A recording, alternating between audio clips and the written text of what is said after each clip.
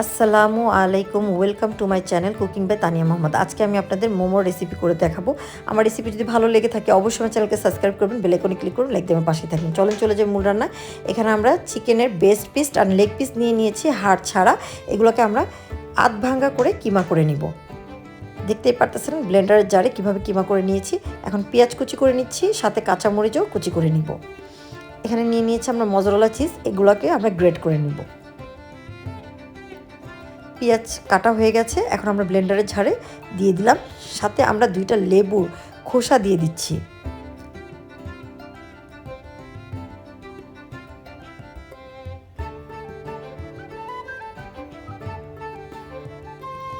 লেবুর খোসাগুলোকে আমরা একটু কেচি দিয়ে কেটে ছোট ছোট করে নিলাম। এখন পেঁয়াজের সাথে একসাথে দিয়ে এটাকে আমরা একটু কিমা করে নিব। আমাদের কিমা হয়ে গেছে, এখন আমরা চিকেনের মধ্যে দিয়ে দিলাম।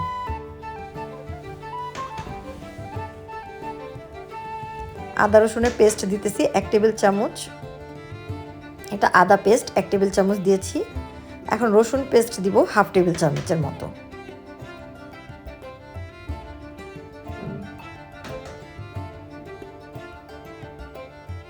এগুলোকে একটু মিশিয়ে নিলাম হাত দিয়ে মাংসের সাথে। এখন আমরা লবণ আর চিনি দিব। প্রথমে আমি 1 টেবিল চামচ চিনি দিলাম, সাথে আরও 1 টেবিল চামচ চিনি আমি এখানে অ্যাড করে দিলাম। লবণ দিব উঁচু করে 1 টেবিল চামচ, আরও 1/2 টেবিল চামচ।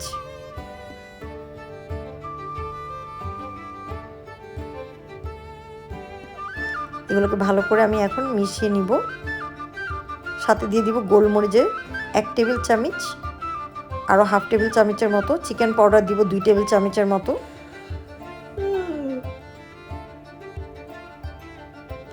সয়া সসও আমি এখানে 2 টেবিল চামচের মতো দিয়ে দিচ্ছি।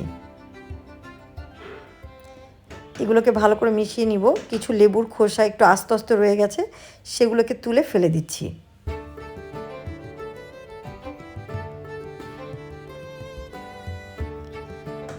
আমরা একটা লেবুর রস পুরো সম্পূর্ণ এখানে দিয়ে দিব চিকেনের সাথে।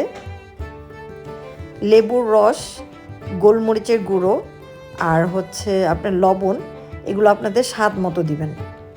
আর বাটারটা একটু বেশি দিবেন, এতে করে স্বাদটা দ্বিগুণ বেড়ে যায়।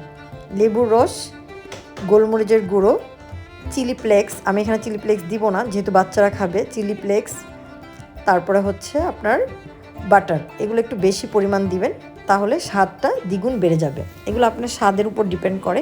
বাটারটা সবচেয়ে বেশি দিতে হবে। এখানে আমরা 6 টেবিল চামচ বাটার দিচ্ছি।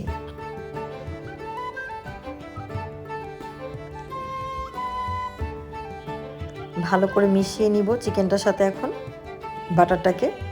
বাটারটাকে অবশ্যই আমরা রুম টেম্পারেচারে রাখার চেষ্টা করব। আমরা ফ্রিজ থেকে বের করে দিয়েছি, যার কারণে বাটারটা একটু শক্ত শক্ত ছিল, এটাতে মিশাতে একটু ঝামেলা হয়ে যায়। আর বাটারটা যদি আপনি রুম টেম্পারেচারে রাখেন তাহলে অনেক ভালো হয়। বাটার কিন্তু চুলোয় বা ওভেনে গালাবেন না, রুম টেম্পারেচারে রেখেই বাটারটা দিবেন। এতে করে বাটারের গ্রানটা খুব অতুলনীয় থাকে, আর খেতেও স্বাদটা অনেক ভালো হয়।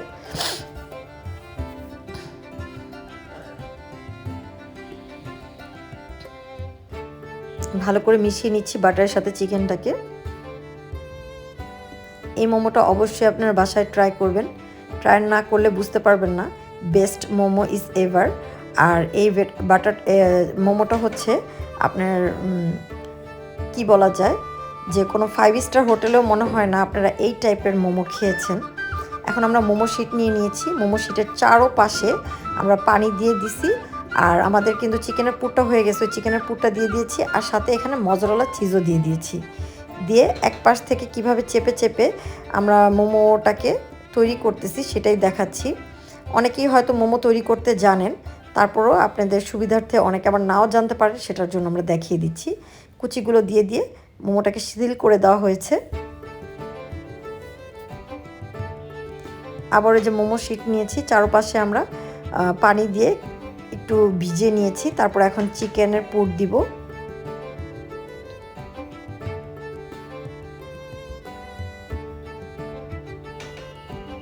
আর আমি এখানে মজরেলা চিজ দিচ্ছি।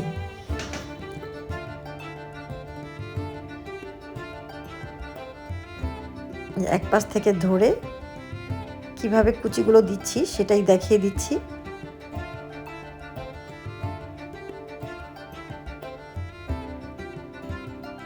একটু হাত দিয়ে চেপে চেপে তারপর দিতে হবে, এতে করে মোমোটা সুন্দর একটা সিল হয়ে যাবে।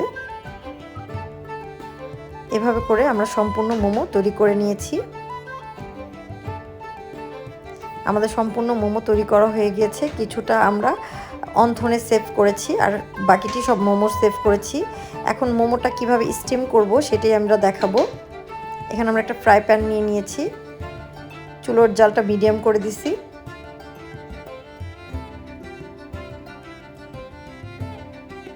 এখানে আমরা 2 টেবিল চামচের মতো বাটার দিয়ে দিব।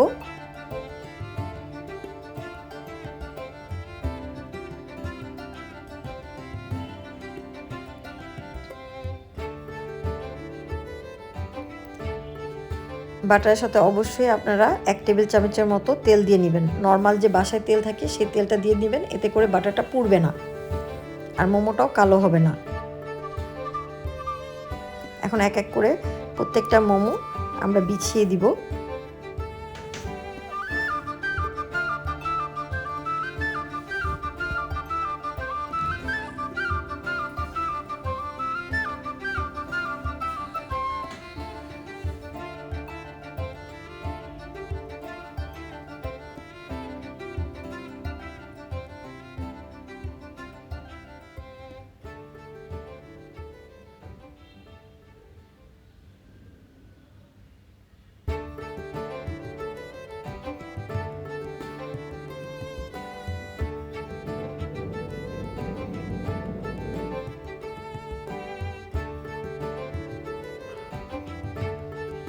এখন আমরা এখানে হাফ কাপ নর্মাল পানি অ্যাড করে দিব।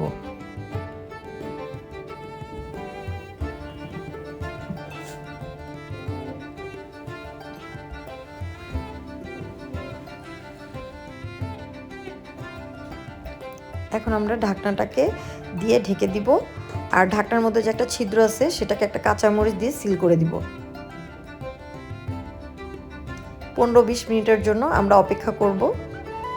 15-20 মিনিট পরে এরকম ঢাকনাটা যখন ঘামা ঘামা হয়ে যাবে তখন বুঝতে হবে যে আমাদের মোমোগুলো কমপ্লিট হয়ে গেছে। মোমোর মধ্যে কিছু পানি আছে, সেই পানিটাকে আমরা শুকিয়ে নিব। এই যে তেলের মতো উঠে আসছে, মানে বাটারটা গলে উপরে যখন ভেসে ভেসে আছে বুঝতে হবে আমাদের মোমোটা ফুল কমপ্লিট হয়ে গেছে।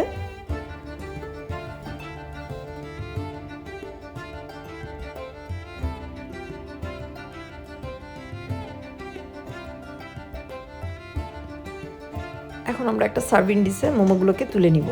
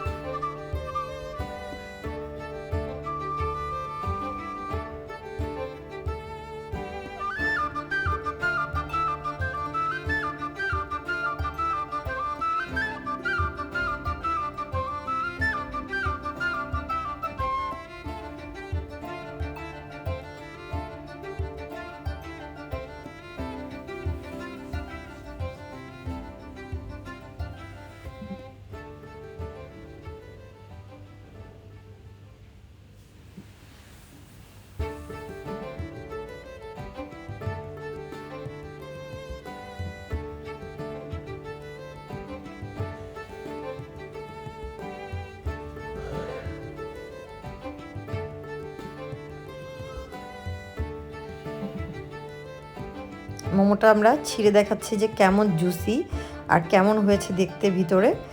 অবশ্যই আমাদের মোমো রেসিপিটা কমপ্লিট করবেন, বাসায় কমপ্লিট করে খেয়ে আমাদের জানাবেন যে কেমন হয়েছে। আল্লাহ হাফেজ।